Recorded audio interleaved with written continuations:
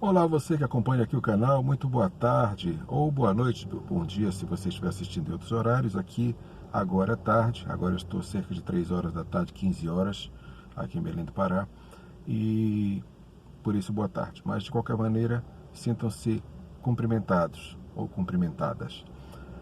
O motivo dessa inserção de hoje, dessa postagem de hoje, é um comentário breve, que atinge tanto o lado de comportamento quanto um pouco do lado do que tem sido colocado para nós como comportamento desejável, como comportamento praticamente obrigatório nos últimos anos. Eu estou me referindo ao famoso, afamado e infame politicamente correto. Esse termo eu ouvi pela primeira vez quando eu ainda morava no exterior, ainda morava nos Estados Unidos, no começo dos anos 80, entre 82 e 83. Foi a primeira vez que eu ouvi falar esse termo. Naquela época era uma coisa ainda meio bizarra, uma coisa meio fora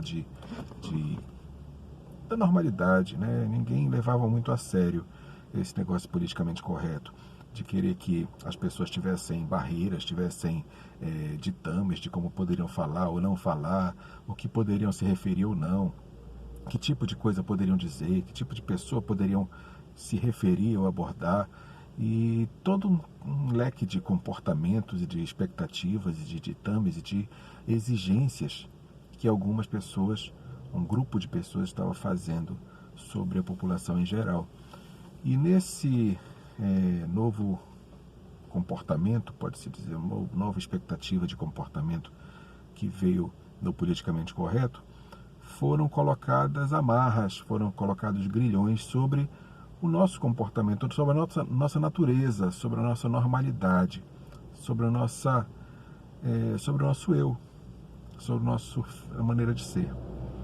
E coisas que eram absolutamente naturais, que não havia nada de ofensivo ou de depreciativo ou qualquer coisa negativa, passaram a ser vistas assim. E as pessoas foram aceitando, as pessoas foram engolindo, as pessoas foram deixando passar. E por causa dessa omissão, nós hoje viramos escravos desse comportamento, desse politicamente correto. Hoje nós nos tornamos escravos disso. E eu sempre costumo dizer que essas pessoas ditas liberais, como eles mesmos se definem, ou ditas progressistas, também na definição que eles mesmos dizem, são as pessoas mais retrógradas, mais antiliberais, mais ditatoriais, mais, um termo que eles gostam muito de falar para nós, fascistas, que existem hoje na face da Terra. Por quê? Não dão liberdade. Tudo tem que ser do jeito deles, da forma como eles pensam, da forma como eles entendem, e nada fora do que eles entendem. Não há liberdade para uma segunda opinião, não há liberdade para outros pontos de vista, para outro tipo de comportamento, para outro tipo de postura, porque tudo é considerado alguma coisa fóbico. Seja o que for, tá? É homofóbico, é LGBTfóbico, é transfóbico, é anãofóbico, é blackfóbico, seja lá o que for, não tem limite para o que essas pessoas colocam nessas fobias, que começa errando por aí, porque a maioria desses comportamentos não são fobias. Fobia basicamente é um medo, tá? Você pode ter fobia de altura, você pode ter fobia do mar, você pode ter fobia do escuro, pode ter fobia de lugares fechados. Existem termos para isso, claustrofobia e hidrofobia e vários tipos de fobias que são medos, temores. Tanto assim que o chamado Deus da Guerra, na mitologia greco-romana, é o Marte, ou Ares, né? Ares para os gregos, Marte para os romanos. O planeta Marte, ele tem 2 satélites naturais que foram conhecidos há muito tempo atrás. Os 2 satélites foram colocados o nome dos 2 filhos do deus Marte, do deus da guerra, que são Phobos e Deimos. Que Phobos, daí veio fobia, é medo. Deimos, terror. São os 2 filhos do deus Marte. É o nome dos 2 satélites naturais do planeta Marte. Phobos e Deimos. Daí, fobia.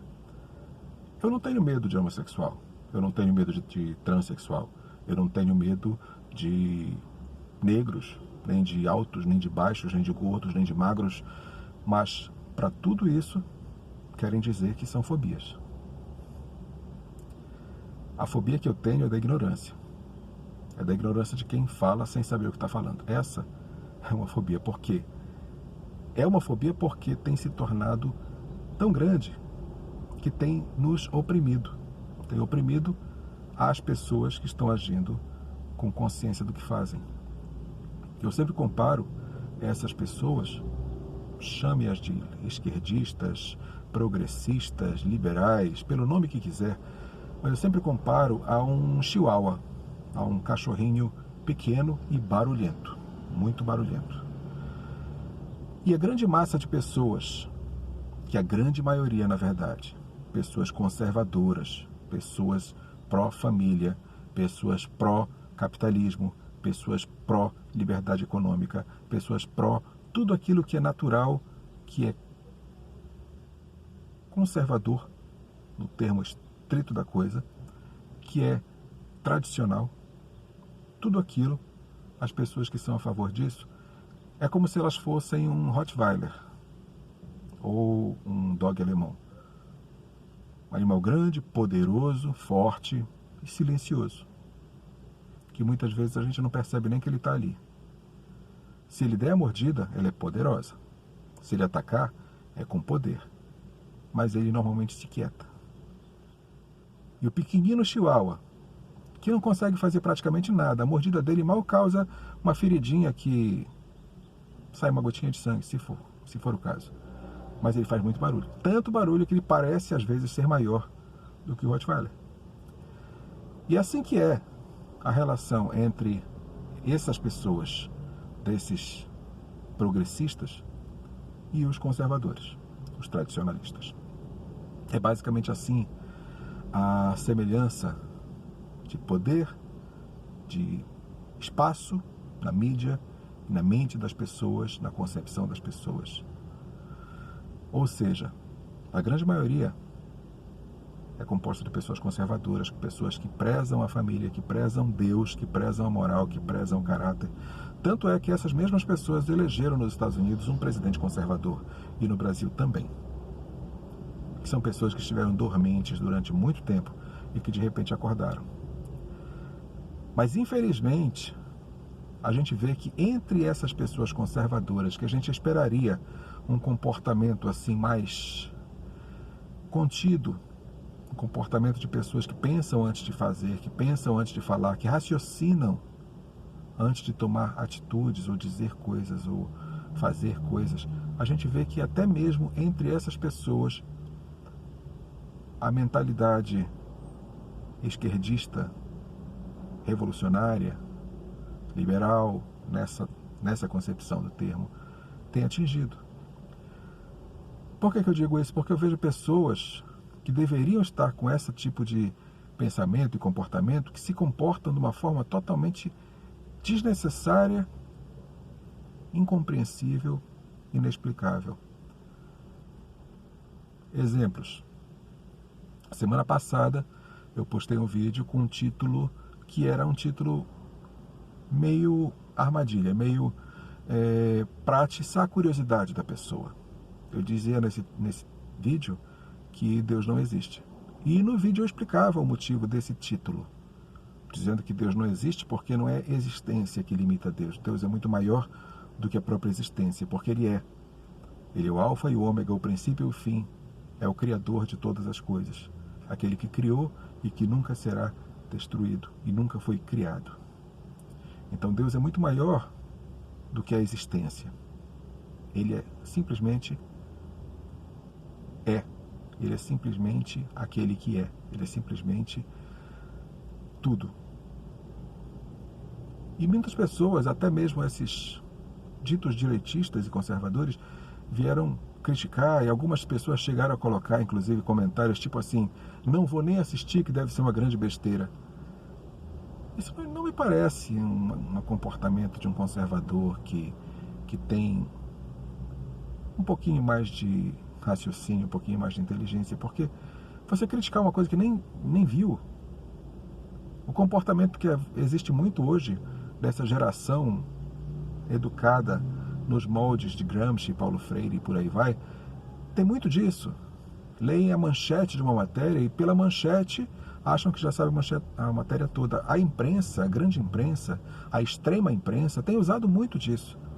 Pega uma notícia, principalmente uma notícia sobre o governo, uma notícia positiva, mostrando coisas positivas do governo, coloca uma manchete distorcendo o teor da notícia em si, porque sabem que 90% dos leitores só vão ler a manchete e vão se basear no que está na manchete. A manchete muitas vezes manipulada, muitas vezes distorcendo e até invertendo o que realmente aconteceu. E quem ler a matéria inteira vai ver que não é nada daquilo que a manchete dizia. Que a manchete chamava a atenção para uma coisa e no corpo da matéria invertia totalmente a história. Você pode pegar qualquer um desses jornais da extrema imprensa, seja Globo, Estadão, Folha de São Paulo, Jornal do Brasil, Liberal, qualquer jornal praticamente da grande imprensa, você vai ver isso acontecer. Uma matéria chamativa para atiçar a curiosidade, muitas vezes invertendo o sentido da coisa, e no corpo da matéria que você vai ver realmente a explicação total, tá a coisa completa, muitas vezes até sem distorção, só que eles sabem que as pessoas não vão ler, e a manchete dá uma ideia diferente. Eu coloquei o título naquele vídeo, não no sentido de inverter o sentido das coisas, mas no sentido de trazer curiosidade, talvez até dentro da revolta da pessoa de ver uma coisa contra o que pensa, fosse ver o vídeo, e vendo o vídeo ser edificado por ele, porque eu sei que as pessoas são edificadas se assistirem, porque tem muita coisa interessante ali. Não porque eu falei, mas porque são coisas que eu venho juntando de vários lugares, de vários outros vídeos, entrevistas e colocações que tenho visto, e sei que edifica como edificou a mim. Então essa é um claro exemplo, uma clara explicação que até os conservadores de hoje estão se comportando com mentalidade da pátria educadora da nossa última presidenta, e que tanto fez mal para a mentalidade e para o raciocínio do nosso povo. Outro exemplo, cerca de um ano atrás, na época do carnaval do ano passado, carnaval de 2019, naquela ocasião, alguns artistas brasileiros, principalmente Gal Costa e Daniela Mercury e Caetano Veloso, principalmente a Daniela Mercury e Caetano Veloso, fizeram um vídeo que eles postaram no canal deles do YouTube, falando que estava proibido o carnaval, que o carnaval não ia mais existir, porque o governo Bolsonaro acabou com o carnaval e que não havia mais carnaval. Isso é uma grande mentira, que nós sabemos disso.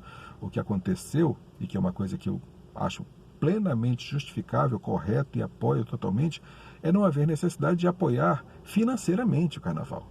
Ninguém proibiu o carnaval, em lugar nenhum do Brasil. Ninguém proibiu. Pode acontecer o carnaval tranquilamente, em qualquer cidade brasileira. O que se fez foi não financiar mais. Porque pessoas que não participam do carnaval, como o meu caso e de muitas pessoas no Brasil, não precisam pagar por uma coisa que eu não vou participar, que às vezes nem gosta.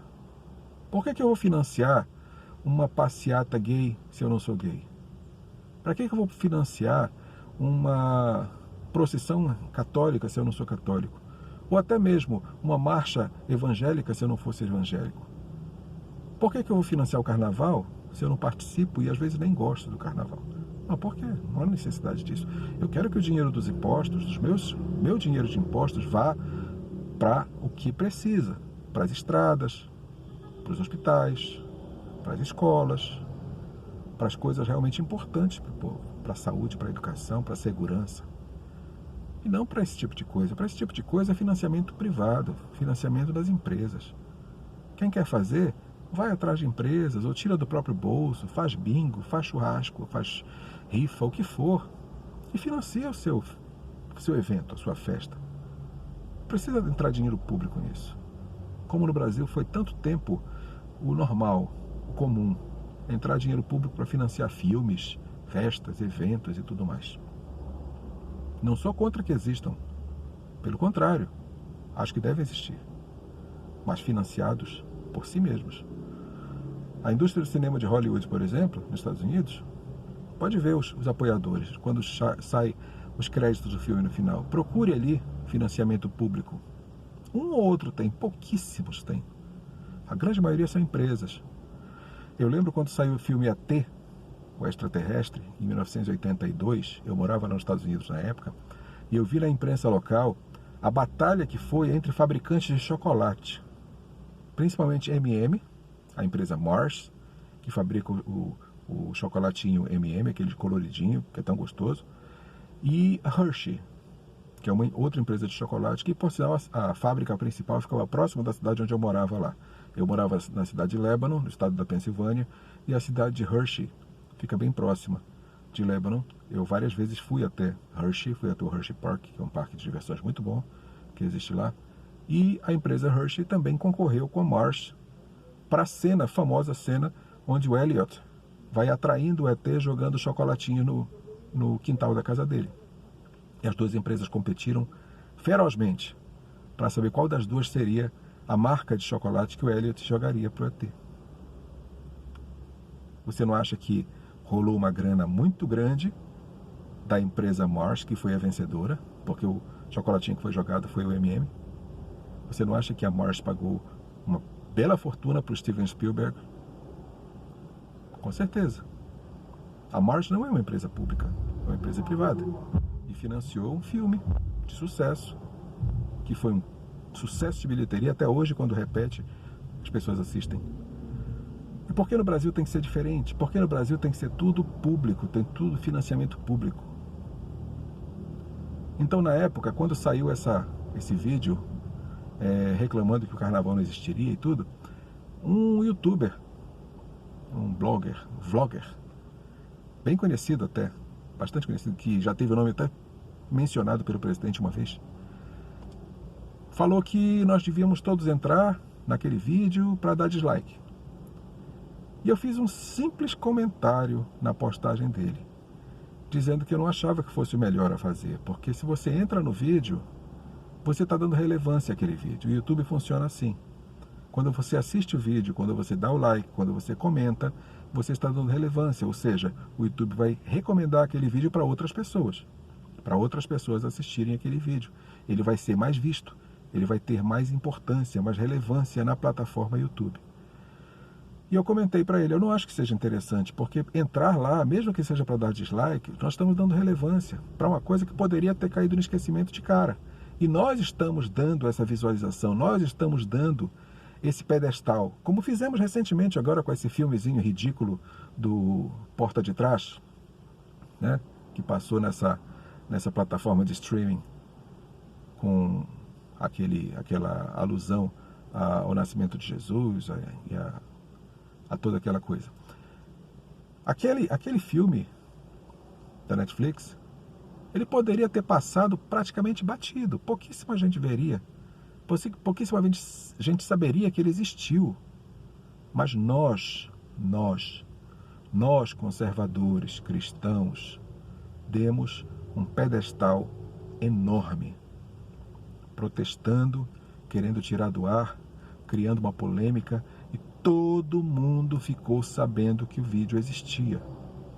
Quando pouquíssimas pessoas teriam conhecimento que ele existiu, se não fosse por nós, pelo que nós fizemos.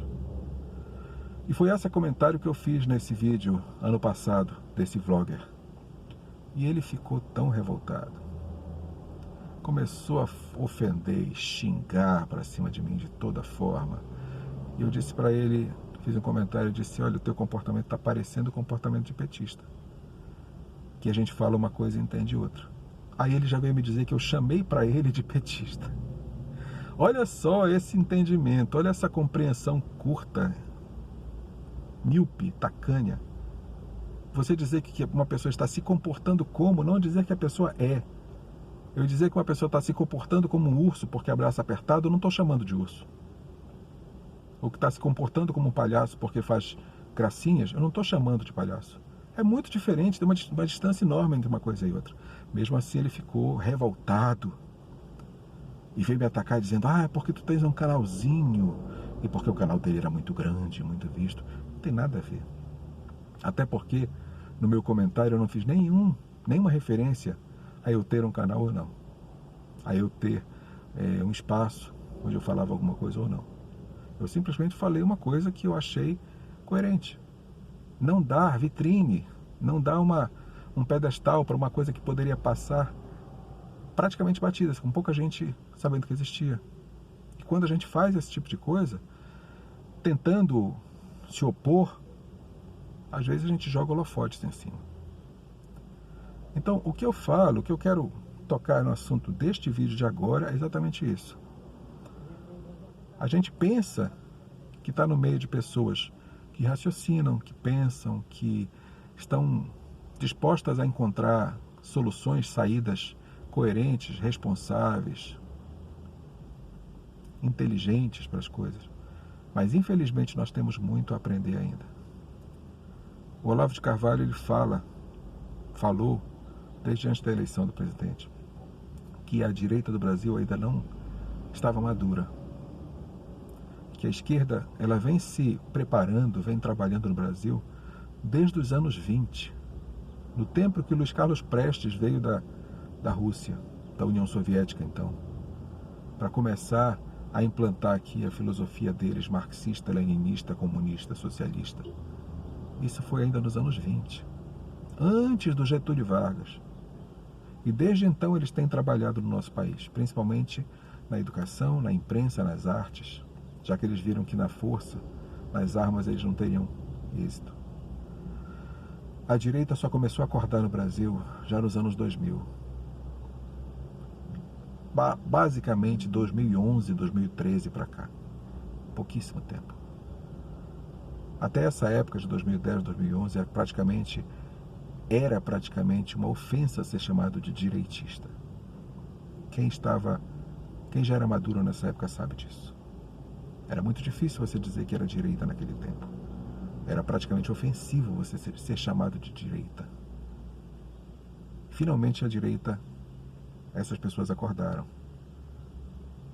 Mas está faltando crescerem, amadurecerem.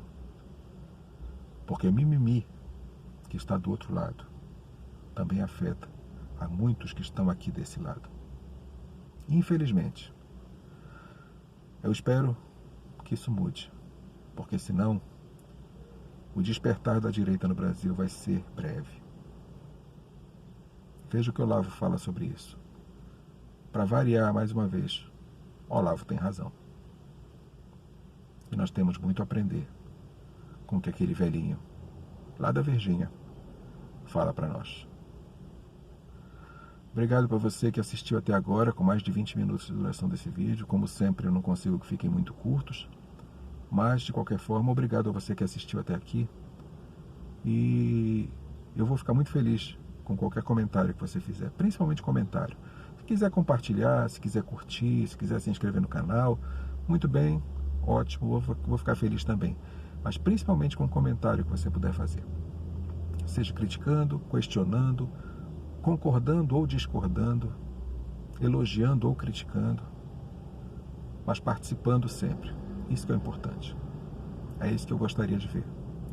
Eu espero ver realmente, já que nós estamos todos no mesmo barco e queremos chegar num destino melhor do que nós estamos hoje. Isso é o que eu creio. Grande abraço, daqui do norte do Brasil, daqui de Belém do Pará, dessa cidade quente e que vai ser, com certeza, muito importante ainda para o nosso país. Valeu, grande abraço, tchau, tchau.